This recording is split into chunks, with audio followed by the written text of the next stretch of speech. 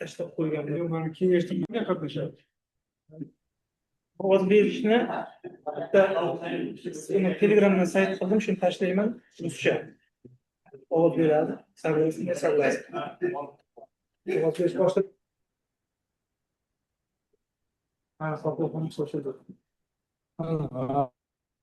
Assalomu alaykum, hurmatli hamkasblar, jamoa, ustozlar.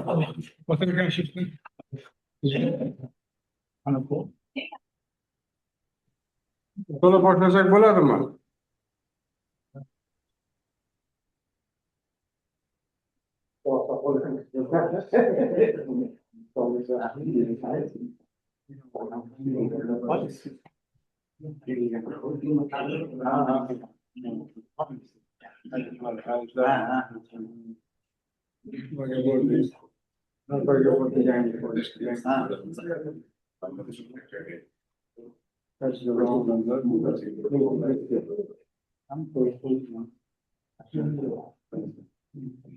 Jamoat o'rtoqlar.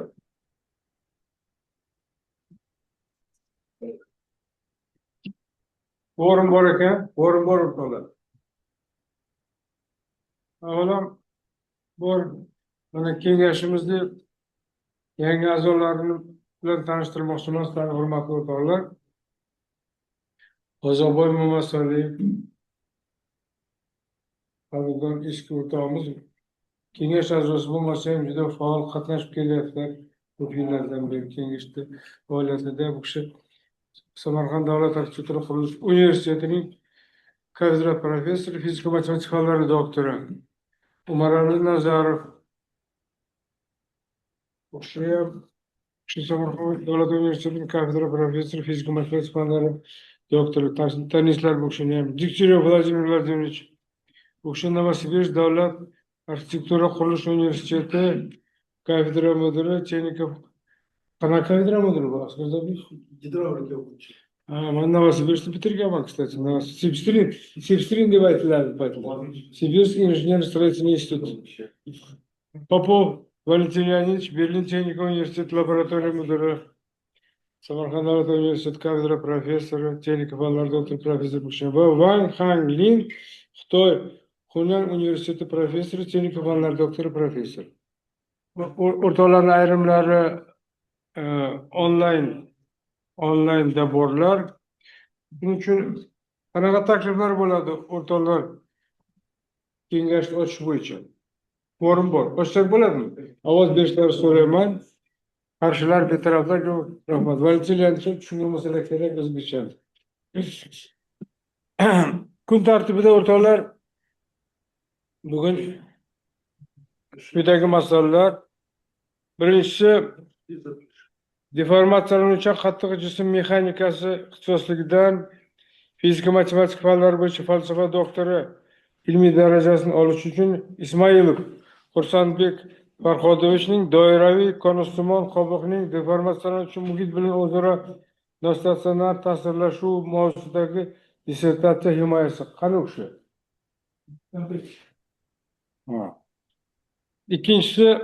Ikkinchi masala, suyuqlik va gaz mexanikasi ixtisosligidan fizika matematika fanlari bo'yicha falsafa doktori ilmiy darajasini olish uchun Abdukarimov Nabijon Ibodullayevichning devori deformatsiyalanuvchi quvur va kanallarda elastik qo'shqoq suyuqlikning pulsli oqimni tadqiq qilish mavzusidan dissertatsiya himoyasi va har xil masalalar.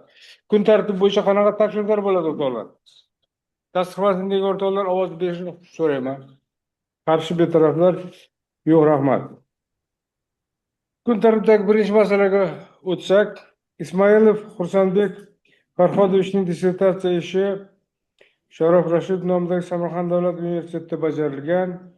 Ilmiy rahbar Samarqand davlat universiteti professori, texnika fanlari doktori Hasanov Askar Zabiyevich. Ushbu dissertatsiya ishi ilmiy kengashning 25-yil 13-dekabrdagi 2-son bayonnomasiga ko'ra himoyaga qabul qilingan. Majlis bayonnomasi qaroriga ko'ra quyidagi rasmiy opponentlar va yetakchi tashkilotlar belgilangan. Rasmiy opponentlar: fizika matematika fanlari doktori professor Botir Mardonov, mexanika va inshootlar seysmik Mustahkamlik instituti yetakchi ilmiy xodimi, ilmiy kengash a'zosi u kishi. Texnika fanlari doktori professor Yo'ldashev Sharafettin Sayfiddinovich, Namangan davlat texnika universiteti professori va yetakchi tashkilot Toshkent davlat texnika universiteti. Talabgor va u topshirgan hujjatlar haqida hamda ularning belgilangan talabga qay darajada mosligini tinglash uchun so'z ilmiy kotibga O'tkir Nishonov. Marhamat. Sharof Rashidov nomidagi Samarqand davlat universiteti nazariy va injenerlik mexanikasi kafedrasi assistentti Isroil Husanbek Farxatovich haqida va bugungi yig'ilish bilan bog'liq ma'lumotlar to'g'risida tanishtirib o'taman. 89-2 fevralda Xorazm viloyati Mazar tumanida tug'ilgan. Mehnat faoliyati 2007-2011 yillar Urganch davlat universiteti talabasi, 2011-2013 yillar Samarqand davlat universiteti magistranti, 2011-2013 yillar Samarqand davlat universiteti nazariy mexanika kafedrasi laboranti, 2013-2018 yillar Samarqand qishloq xo'jaligi institutining assistenti, 2018-2021 yillar Samarqand davlat universiteti nazariy va amaliy mexanika kafedrasi assistenti, 2022-2024 yillar bu kafedraning tayanch doktoranti, 2025 yildan nazariy va injenerlik mexanikasi kafedrasi assistenti lavozimida ishlab kelmoqda. Izlanuvchi Ismoil Husanbek Farxatovich Samarqand davlat universiteti huzuridagi ushbu ilmiy kengashga Oliy attestatsiya komissiyasi talablari bo'yicha quyidagi hujjatlarni taqdim etdi. Obyektiv ma'lumotnoma, oliy ma'lumot, bakalavr va magistr diplomlari, falsafa doktor dissertatsiyasi mavzusi O'zbekiston Respublikasi Oliy attestatsiya komissiyasining 25-yil 4-sonli axborotnomasida e'lon qilingan. Ixtisoslik fanidan 84 ball, chet tili mutaxassis fanidan 84 ball malaka imtihonlar topshirilgan. Dissertatsiya ishi bajarilgan xulosasi sifatida ushbu ishni muhokama qilgan Muhandislik fizikasi instituti nazariy va injenerlik mexanikasi kafedrasining seminar yig'ilish bayonnoma raisi Abdullayev tomonidan tasdiqlangan va Abdullayev tomonidan imzolangan proyekt Xushvaqt tomonidan tasdiqlangan. Dissertatsiyaning tashqi muassasaning xulosasi sifatida ushbu ishni muhokama qilgan Toshkent davlat transport universitetida kengaytirilgan kafedralar ilmiy seminar yig'ilishining 25-yil 17-sentyabr 1-son bayonnomasi. Bayonnoma yig'ilish raisi professor Shermuhammedov va kotib dosent Mukarramov tomonidan imzolangan, prorektor Shohmarov tomonidan tasdiqlangan. Dissertatsiya ishi Samarqand davlat universiteti huzuridagi ushbu ilmiy kengash boshidagi ilmiy seminarda muhokama qilingan. Seminar yig'ilish bayonnomasi 25-yil 2-dekabr 1-son majlis bayonnomasi bilan yig'ilish raisi professor Ismoilov, kotib dosent Abdurazzoqov tomonidan imzolangan va prorektor Xushvaqt tomonidan tasdiqlangan. Ilmiy kengashning 25-yil 13-dekabr majlis 2-son bayonnomasiga ko'ra ushbu dissertatsiya ishi himoyaga qobil qilingan. Dissertatsiya Toshkent davlat transport universitetida kengaytirilgan kafedralararo ilmiy seminar yig'ilishining 25-yil 8-aprel 6-son majlis bayonnomasi yig'ilish raisi Shermuhammedov kotib Malikov tomonidan imzolangan. Ilmiy ishlar ro'yxati. Tadqiqot mavzusi bo'yicha jami 14 ta ilmiy ish chop etilgan bo'lib, shulardan O'zbekiston Respublikasi Oliy attestatsiya komissiyasi falsafa doktor dissertatsiyalarini ilmiy natijalarini chop etishga tavsiya etilgan ilmiy nashrlarda 8 ta ilmiy maqola. Jumladan 4 ta respublika, 4 ta xorijiy, 3 ta xalqaro skop bazasida chop etilgan. Dissertatsiya ishida hammaliklarning ishlaridan to'liq va qisman foydalanganligi to'g'risida hammaliklarning yozma roziligi olingan. Falsafa doktor dissertatsiyasi o'zbek, rus, ingliz tillarida avtoreferat topshirilgan. Ismoilov Husanbek Farxatovich oilali, 2 nafar farzandi bor.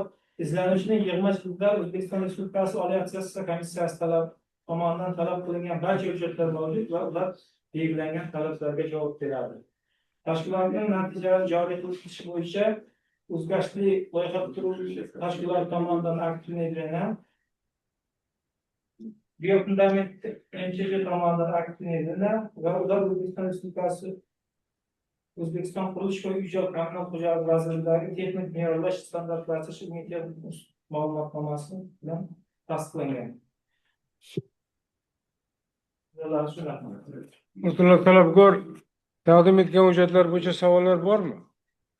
Ma'lumot uchun qabul qilsak bo'ladimi? Rahmat. Reglament kelishib olsak, tadqiqotchiga ma'ruza uchun 20 daqiqa bersak bo'ladimi o'rtoqlar? Gacha. Ovozga qo'yaman. Rahmat, salomat bo'linglar. Marhamat. So'z ma'ruza uchun.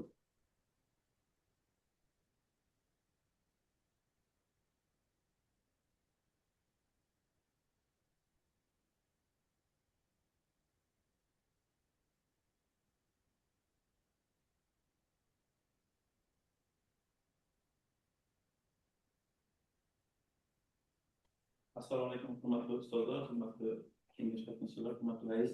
Men dissertatsiya mavzum doiraviy konusni muqobiling deformatsiya uchun huquqni o'zaro munosabatlarni tasdiqlash deb nomlanadi.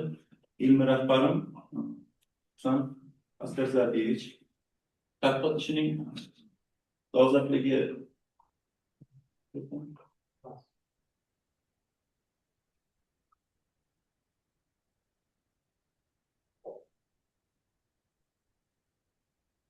tadqiqot mavzusining dolzarbligi va zarurati jahonda mashinasozlikda, aviasozlikda va kemasozlikda qo'llaniladigan yangi elementlar mexanika muhandislari oldiga yangi mexanik masalalar yechishni taqozo qilmoqda. Deformatsiya nuqta joylashgan doiraviy konusni muqobilning nosozlanuvchi tebranishlarning yangi matematik modelini yaratish va ularni takomillashtirish, zamonaviy axborot texnologiyalaridan foydalangan holatda sanoatda, qurilishda va konstruktiv elementlarni bir qismi sifatida foydalanayotgan konusni muqobillarning kuchlangan deformatsiyalangan holatlarini aniqlash hozirgi kunda katta alamli ahamiyatga ega bo'lgan yo'nalishlardan biri hisoblanadi. Muammoning o'rganilganlik darajasiga qaraydigan bo'lsak, deformatsiyalanuvchi nuqta joylashgan doiraviy konusni muqobillarning biror tebranishlarning ayrim xususiy holatlari Safeyev, Filikov, Xudoynazarov, Hasanov, Meysh, Galagan va Melnik Volmirlarning ishlarida qisman qaralgan va umuman olganda qoplon biror tebranishlar masalasi Lugov va Sakarenkolarning ishiga egib yangi yo'nalishga burildi deb aytish mumkin. Ushbu dissertatsiya ishida deformatsiyalanuvchi nuqta joylashgan doiraviy konusni muqobilning biror tebranishlar xususiyati kuchlangan deformatsiyalangan holatlarni aniqlash masalasidan sanab o'tilgan muammolar qatorida turadi. Tadqiqotning asosiy maqsadi deformatsiyalanuvchi nuqta joylashgan doiraviy konusni muqobilning nostasionar biror tebranishlarning matematik modelini yaratish va ularning ixtiyoriy kesim nuqtalardagi kuchlangan deformatsiyalangan holatlarini aniqlash, ishlab chiqish hamda doiraviy elastik konusni muqobillar olingan natijalar asosida amaliy masalalar yechishdan iborat. Tadqiqotning ilmiy yangiligi quyidagilardan iborat. Tadqiqot ishi bo'yicha doiraviy konusni muqobilning deformatsiyalanuvchi tashqi